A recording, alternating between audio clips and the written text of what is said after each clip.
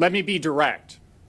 To the leaders of the Sinaloa cartel, you are no longer the hunters. You are the hunted. You will be betrayed by your friends, you will be hounded by your enemies, and you will ultimately find yourself and your fates here in a courtroom in the Southern District of California. America, a bombshell report just dropped that's going to make your head spin. 17 family members of the notorious drug lord El Chapo Guzmán were allowed to enter the United States through San Diego as part of what it appears to be a cooperation deal with the Trump administration. This isn't just another border story.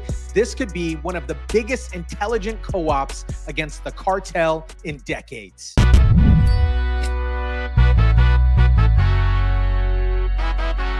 Tonight, NBC5 Investigates has learned that 17 members of El Chapo's family have defected here to the U.S. Now, several law enforcement sources have told our investigative reporter, Chuck Gowdy, that this unusual arrangement is all part of a plea deal in Chicago involving one of the drug lord's sons. What is up, guys? Tyson Dela Cruz here. Thank you so much for rocking with me. While the Biden administration was busy letting millions and millions of illegal hombres, illegal immigrants flood across the border, the Trump team has been quietly orchestrating what could be a massive intelligence victory against the Sinaloa cartel. According to reports, 17 relatives of Joaquin El Chapo Guzmán crossed the border from Tijuana to San Diego last Friday. This wasn't just some random border crossing. This was a coordinated operation linked to a plea deal with one of El Chapo's sons, who is currently facing charges in Chicago. The U.S. sending tens of thousands of Mexican citizens out of the country. Tonight, we have a story of why the Justice Department is paving the way for 17 relatives of drug kingpin El Chapo Guzmán to come into the country from Mexico. Chapo's kin tonight essentially defecting for their own safety as part of a guilty plea deal in Chicago by one of the drug lord's sons. And this wasn't just any family member either. Among the groups was Guadalupe Lopez Perez, one of El Chapo's ex-wives. The mother of the two sons, Evaro Guzmán and Joaquin Guzmán Lopez, both who are currently being held in Chicago on major drug trafficking charges. The 17 relatives of Joaquin El Chapo Guzmán coming across the border with jam-packed roller bags, some filled with thousands in U.S. currency, according to U.S. authorities. Family members converging last Friday here at the border crossing from Tijuana to San Ysidro in Southern California.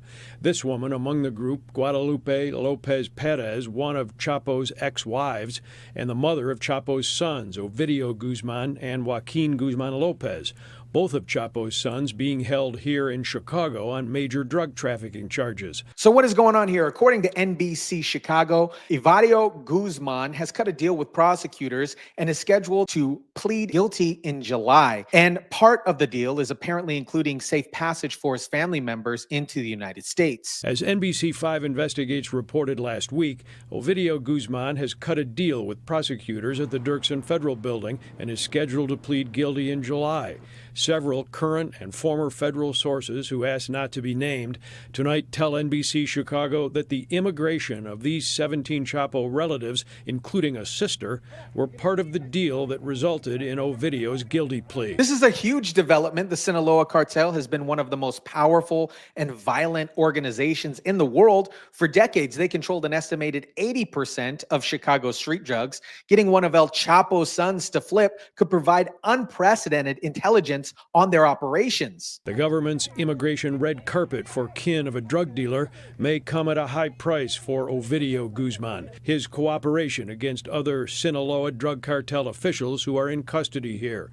The exodus of El Chapo's blood relatives is a clear sign that they feared retaliation in Mexico, and their defection may signal an unexpected end to the family's decades-long reign atop a cartel that has long controlled 80% of Chicago's illicit street drugs. What makes this story even more interesting is that it's been confirmed by Mexican officials. Oscar de Blue, a Mexican security correspondent, reported these family members surrendered themselves at the port of entry in San Diego as part of an agreement with the DEA. Yeah, regarding the 17 members yesterday, the 17 family members of El Chapo Guzmán delivered and surrendered themselves to the port of entry in San Diego. We were there with you, Erica, just more than a couple of days ago, and they delivered themselves to the authorities. Apparently, they came to a plea agreement with the authorities of the DEA. This move could actually escalate cartel violence in Mexico. The opposing cartels that El Chapo was at war with might see this as a sign of vulnerability and move against what remains of the organization. Now, what is this going to do? It is going to escalate a war in the central parts of the city. Already journalists are analyzing that the opposition cartel, where El Chapo was at war with, now they are going to see that this is a lack of vulnerability and possibly a vulnerability on the opposition of the Chapo's cartel. So this can escalate into inner violence inside of the state of Culiacan. So why would the Trump administration make this kind of deal? It's all about intelligence. Getting Ovidio Guzmán to cooperate, U.S. authorities could gain unprecedented insight into the Sinaloa cartel operations, the supply chains, and how the financial networks actually work. This isn't just about drugs either. The Sinaloa cartel has been deeply involved in human trafficking and has contributed significantly to the border crisis. Understanding their operations could help United States authorities better secure the border and disrupt their networks. According to Mexican security experts, this appears to be a strategic move by El Chapo's sons to protect their family members. They're likely feared retaliation from rival cartels or even within their own organization. Does that mean they're our problem now? Because I recall very, very well a couple of times El Chapo being, incarcerated, on the Mexico side, and then getting out through that tunnel that was built with a motorcycle underneath his cell. But all of a sudden now, are we going to have to house 17 criminal members of El Chapo family? Well, yes, they came to an agreement, and one of the agreements was possibly that El Chapo asked the government of the United States or the sons of El Chapo to protect their family members because this could escalate into a war. It has been already diagnosed by intelligence officers that it was a move from the Chapo Guzmán family and also a plea deal to just arrive and protect their family members. This development comes at the same time that the United States is ramping up its efforts against the cartels. Just recently, the Justice Department announced charges against several Sinaloa cartel leaders for narco-terrorism under President Trump's executive orders designating cartels as terrorist organizations. Let me be direct. To the leaders of the Sinaloa cartel, you are no longer the hunters.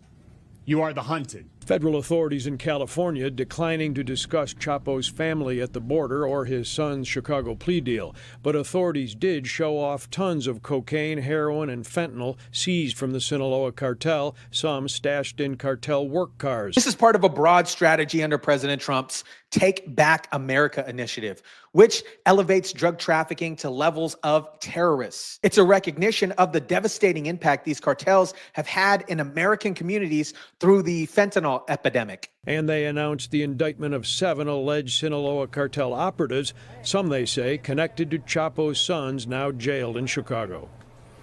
The men being held in California tonight are charged with narco-terrorism, a new component of President Trump's Take Back America initiative that elevates drug traffickers to the level of terrorists. So what does this all mean for America? First, it shows that the Trump administration is taking sophisticated, multi-pronged approach in dismantling these cartels. They toughen border security and deportation policies for illegal immigrants. They're also using strategic intelligence operations to attack the cartels from within. Secondly, this could mark the beginning of the end of the Sinaloa cartel as we know it, when family members start defecting and key leaders start cooperating with U.S. authorities. It creates internal chaos and distrust that could tear the organization apart. Third, this highlights the stark difference between the Biden administration and Trump's approach to the border crisis. While Biden focused on processing and releasing millions and millions of illegal hombres into our country, Trump is focusing on targeting criminal organizations that drive much of the illegal immigration